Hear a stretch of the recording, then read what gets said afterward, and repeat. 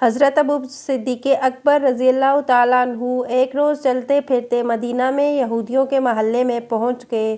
وہاں ایک بڑی تعداد میں یہودی جمع تھے۔ اس روز یہودیوں کا بہت بڑا عالم فخاص اس اجتماع میں آیا تھا۔ صدیق اکبر رضی اللہ تعالیٰ عنہ نے فخاص سے کہا، اے فخاص، اللہ سے ڈر اور اسلام قبول کر لے۔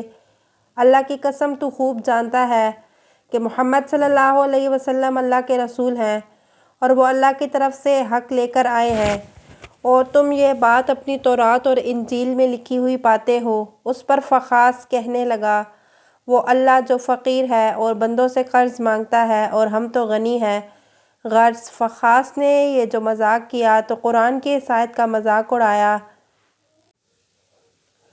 من ذا الذی یقرض اللہ قرضا حسنا۔ صدیق اکبر رضی اللہ تعالیٰ عنہ نے جب دیکھا کہ اللہ کا دشمن میرے رب کا مذاق اڑا رہا ہے تو انہوں نے اس کے منہ پر تمانچہ دے مارا اور کہا کہ اس رب کی قسم جس کی مٹھی میں ابو بکر کی جان ہے، اگر ہمارے اور تمہارے درمیان معاہدہ نہ ہوا ہوتا تو اے اللہ کے دشمن، میں تیری گردن کو اپنی تلوار سے اڑا دیتا۔ فخاص دربار رسالت میں چلا گیا اور اپنا کیس حکمران مدینہ صلی اللہ علیہ وسلم کی خدمت میں لے آیا اور فخاص کہنے لگا، اے محمد صلی اللہ علیہ وسلم، یہ دیکھیے آپ کے ساتھی نے میرے ساتھ اس اور اس طرح سے ظلم کیا ہے، آپ اس کو سزا دیجئے۔ اللہ کے رسول صلی اللہ علیہ وسلم نے حضرت ابوبکر صدیق رضی اللہ تعالیٰ عنہ سے اس بارے میں پوچھا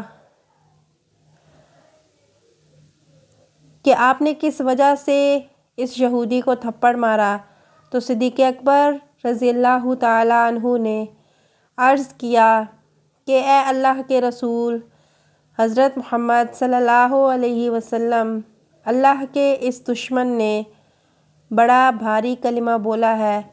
اس نے کہا ہے کہ اللہ فقیر ہے اور ہم لوگ غنی ہیں۔